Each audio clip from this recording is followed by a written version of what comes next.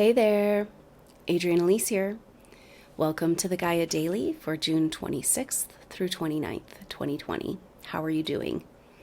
Well, we've had a big shift with Venus turning direct. It's been a long haul of Venus in Gemini for the last 3 months, asking us to completely reorient and disorient, turn our lives upside down in order to try to figure out what we want to keep and what we want to get rid of. We still have a whole nother month of Venus in Gemini, but at least now there's some forward motion. The thing about this, though, is that when Venus is retrograde, it was happening on this rearranging and disorientation, reorientation was happening on a subconscious level. And now as it's direct, it's coming into our consciousness. So we can have an eruption of things that we've been working on below the surface, and now it's like coming up to be resolved. So it feels really good to move forward, but just know that that with movement comes the exposure of the issues and all that. But we are in an epically powerful time because we've got Jupiter and Pluto in exact conjunction. And that happens, they're at 24 degrees until July 1st, and they are retrograding, and then they are both at 23 degrees exact from July 6th through the July 9th. So this next couple of weeks is so crucial and so powerful because it appears that this Jupiter-Pluto conjunction is really about cracking the code of the lower matrix. And we didn't really know what we were getting into back in March, April when this energy started in the first exact conjunction. That was when we all had to go into lockdown. And it was kind of like a deliberate timing, it felt like. And now it feels like the message is that this Jupiter-Pluto is powerful on cracking that code of letting the light come through. Jupiter brings expansion, more power, light, energy, attention. And Pluto is breaking down the structures. And so, yes, when that happens in our everyday life, it can be disconcerting and very uncomfortable. But we want this lower matrix to break down. We want those higher vibrational frequencies. We want to put our head up above this garbage. And it's hard because if you pay attention at all with what's going on in the world, it's incredibly depressing and bringing up deep, dark feelings for these souls of failing in your mission on Earth. But what we're being shown isn't the truth. It's a play of events. And what's the truth is that that's a symptom of deeper healing.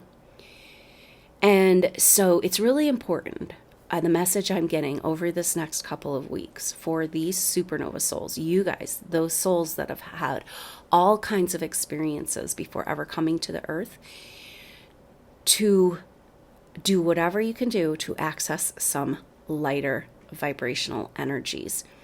We tip the scales. And when the last Jupiter-Pluto conjunction happened, we lost control of the reins, it felt like. Not really. It was like, just this play of drama, right? But now we know what we're doing. Now we've gone through that Venus retrograde. Now we understand the power of coming together in our consciousness and allowing ourselves, just how important and crucial it is to allow ourselves to be in those higher frequency vibrations. And so claim that joy, grab a hold of fun, excitement, like whatever you can do. And it's not that, we do have right for the next couple of days, Mars at the end degrees of Pisces and in square to the nodes, but Mars is just about to move over into the sign of Aries, its home sign. It's doing a retrograde in Aries, but not until later in the sign. And so this homecoming for Mars, even though it's square the nodes, this is going to bring some fire energy, some lightness, some okay, let's grab a hold of this energy and run with it, because we are not here, supernova souls, and we are not here, humanity, to stay down in this lower garbage. It's been long enough. And it makes sense, it's all cleansing out, but it's really important for us as those souls that are here to lead the way, to step over into the higher frequency vibrations and to maintain, to just take advantage of this, use this astrology, this powerful time to our advantage, to be very deliberate in our seeking of joy. And it's not, like I said, the emotions are going to be there because Venus is direct, and it's going to be like, oh, it's like kind of in and out of the lower timelines and then into the higher timelines. But whatever you can do to activate that creative energy, that excitement, that joy, that fun, that is how we crack the code of the lower matrix, coming together. So we can see in that deliberate shutdown energy, shutting down the joy, shutting down the connection, shutting down the communion of these souls together. That's really, really important. And I know it's hard because these supernova souls all feel, we're all spread out, and don't have any other people around us, a lot of us that feel that we can really relate to on a spiritual level. But it's like the message right now is like, just go find some people and have some fun. Just let's let yourself feel good, let yourself celebrate life. And it's just a crucial time. And that's what's so confusing about this time for these souls, because, when you do allow yourself those higher frequency vibrations, that's where you feel good. That's like, these energies are here to support you. That's where that's your natural place. And then we get sucked as soon as, we spend some time in that higher timeline, and then immediately we get sucked back into the lower timelines because of loyalty contracts typically. And it's like, oh, well, I feel guilty. Isn't it okay for me to go if I'm going to leave these people behind, except for you're here to lead the way? And to remember that the only way we can bring people with us is to first go ourselves. So very strong messages here about cultivating joy and celebration, to do your part into cracking the lower matrix and bringing the light in. And it's just like it's in a way, it's like we kind of got taken over during that last Jupiter-Pluto. We didn't understand what was happening. But actually the way that takeover happened is like, okay, we're taking the reins back now. Now we know how important it is during this time right now to come together, take your masks off, dance your dance, sing your songs, find some people to celebrate with, go out in nature, experience life, and as an affirmation. Because we're coming to this strange place for these souls of like, if you stay in these lower timelines, it's getting more and more painful. And you will slowly die there. It's like a death sentence. And are you going to live? And so many times in astrology charts, I'll look at for these souls, and it's like, oh, you had to, spend a big part of this life undoing all these other lifetimes so you could start living. And we're at that choice where we're choosing that. And humanity is at a choice where it's choosing spiritual evolution in organic form or to become dead robots. And so those lower matrix, lower timelines where you have those responsibility contracts are going to just get more. It's just going to hurt more. And you don't, and it's going to hurt you and make you sick. And yet when you go into the positive time, the higher timelines and that higher frequency vibration, you feel guilty. So you feel bad. And what we're trying to do right now is rewire, reprogram, cleanse, purify, heal, claim, choose life. We're here to live. Enough of the devolving and the recreating the same old garbage patterns. Enough. And we each individually make that choice. And this next couple of weeks is a really great time to make that affirmation choice.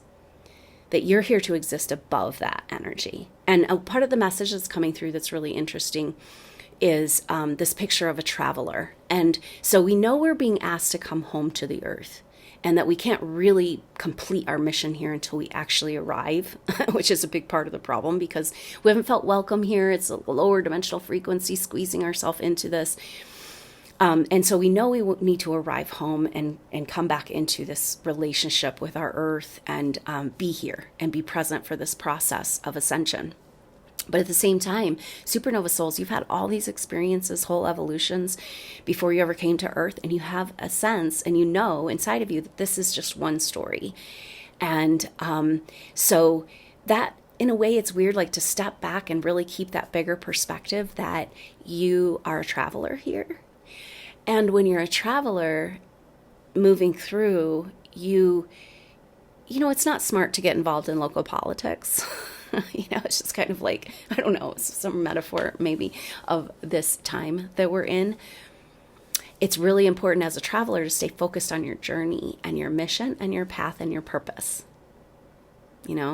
And what's happened to these supernova souls is getting sucked into those lower timelines, the karmic, the fall. And now we have to climb ourselves back up out of it. And nobody's going to do that for us. We have to do that for ourselves. And this period of time right now is inviting us to do that, wants to support us in doing that.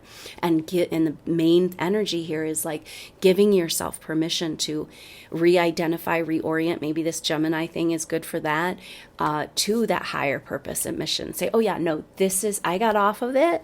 I thought I failed, but I'm getting back on, and I'm going to not get distracted with the lower politics and the lower drama.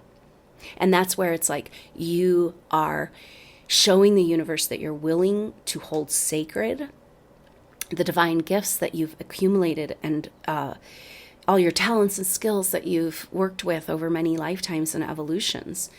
And that wants to land home in your life, that bigger star self, but it can't come in if you're not going to treat it with respect, So we got to build this temple. We got to give ourselves permission and hold sacred our energy and understand that, yes, you might feel responsible and guilty and whatever subconsciously, but it doesn't mean that that's your job, because you're a traveler and you're here for a higher purpose. And yes, everything negated that, everything worked against it, everything for lifetimes was directly designed to disconnect you from this. So it's not easy to get back on, but that's what we're being asked to do. And this astrology is just off the charts right now. I mean, Pluto, Jupiter exact is enough, right? But we've got Venus just turning direct. Now it'll take a few days for her to get into her forward motion. She's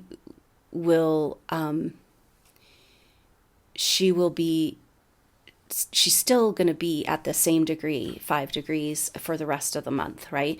So it's still kind of like, yes, she's turning direct, but it's not quite like we're ready to shoot off in any new directions or anything. We've been like put through the ringer in the last few months. So it's going to take some adjustment, right? We know we have a whole nother month we still got that third and final Venus square Neptune, and Mercury is retrograde in Cancer.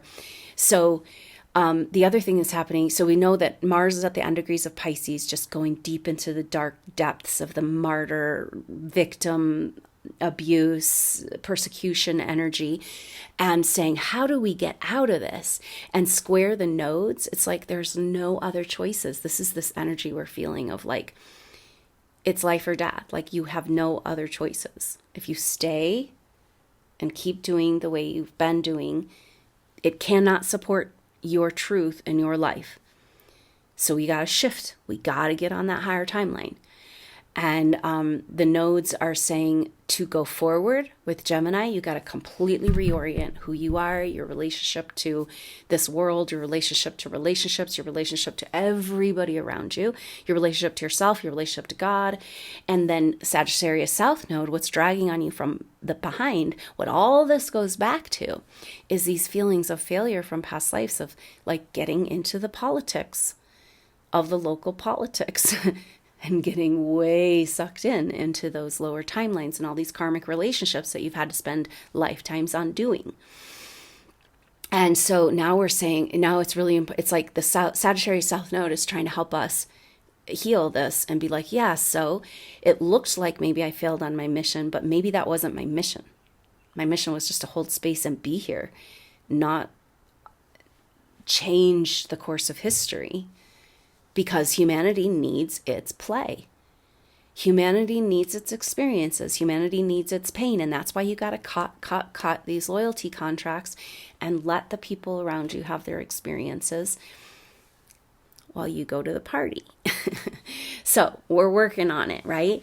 But then when that Mars on Saturday goes over into Aries, it's like, whew, okay, some fire, some life force, some excitement, some creativity, some celebration.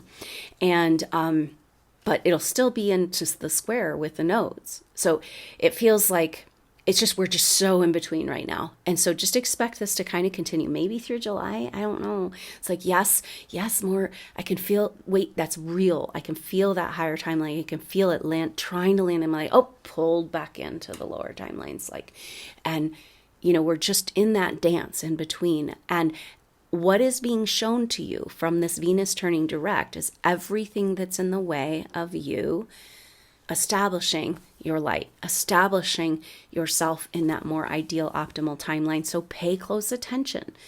And at the same time, try to claim the feeling good.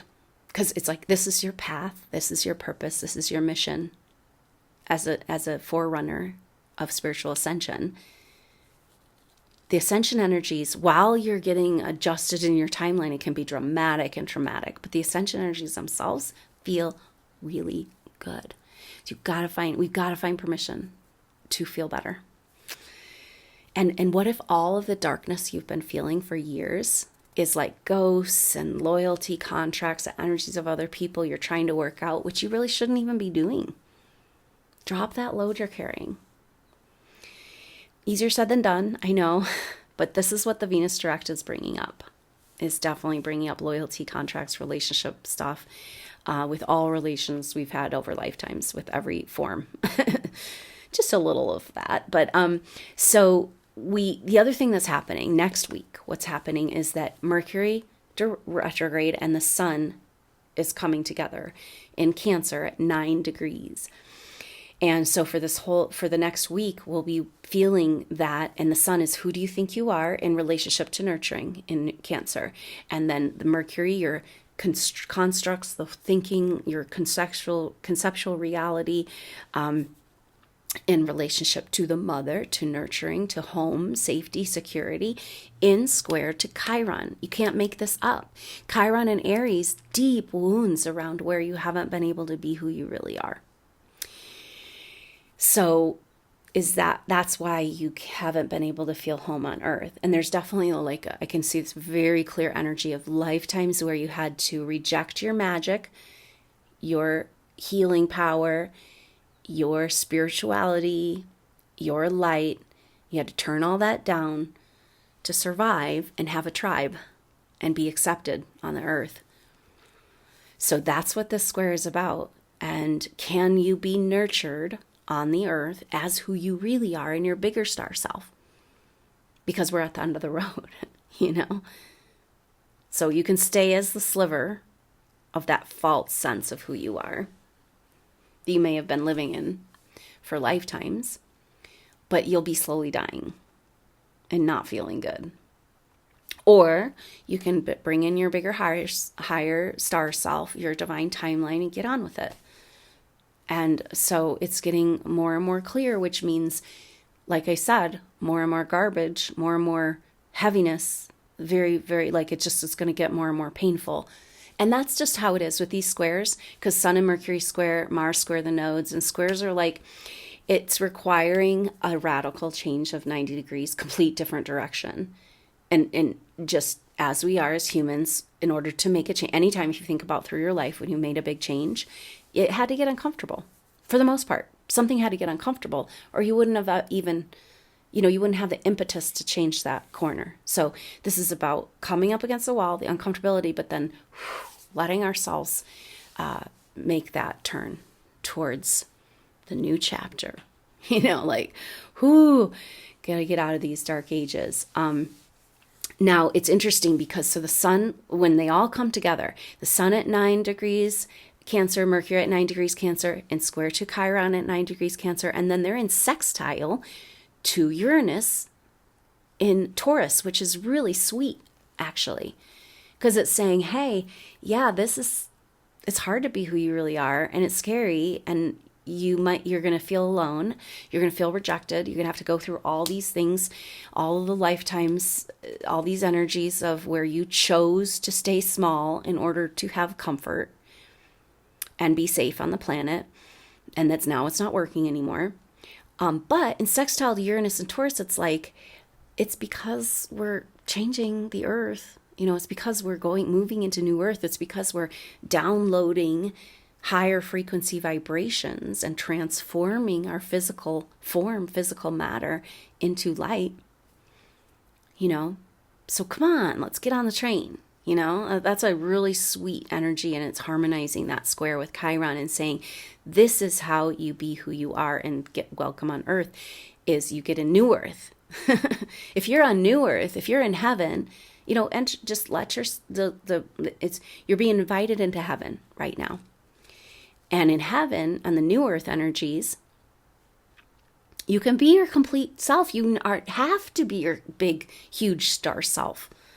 It's required. It's what the earth and the cosmos wants of you. And you're here to turn that corner. You're turning the corner to lead the way for humanity to turn the corner. And so in the new earth, heaven energies, you're like so loved and held, And so it's interesting, huh? Like going back and forth between like total rejection and lost and broken and disconnected and like separated from yourself, and I don't know who I am, and I don't have, can't figure out who I am and what I'm doing, to like, oh yeah, I'm home as myself. It might be since ancient times on the planet that you felt that. So can you allow that for yourself? And that's what we're exercising, experimenting, pushing the edge of this frequency vibration, claiming back the reins on this train, on this horse, and being like, hey, this is where we're going. We're going to New Earth. We are not going back to the Piscean age. We can't. It's not possible. And the amount of energy, resources, time, money that's going into maintaining the lower vibration on the planet is crazy. But that in itself says, because the natural, organic timeline, the ideal, the new earth, the heaven timeline, it's coming in, It's more powerful than any of those stories, any of this lower play, any of those hired armies. It's so much more powerful, and it's going to win. It already won. We're here to, break the ribbon. So, well, I hope you have a wonderful weekend, and try to grab that joy, even though we are moving into, we got this Venus direct, bringing it all up to the surface. We've got Mercury and the sun coming together, like deep stuff coming up around disconnection and not feeling at home, not feeling safe, not feeling loved and nurtured. And yet that's because we haven't been able to be who we are. And I know that's why, but now it's time to say yes. But then Mars square the nodes. What needs to change? How do you have to reorient yourself? And what from the past, the old stories of failure and regret, you can't carry that anymore. As everything's just played out. And guess what? It got you here. You're on the earth at this time. For 2020, you're here. You're breathing. You're alive. You made it. Let's get on with it. So I hope you have a great weekend. Good luck with the cultivating joy. Let me know how it goes. I look forward to seeing you for the next update on Monday. Until then, I'm Adrienne Elise. Namaste.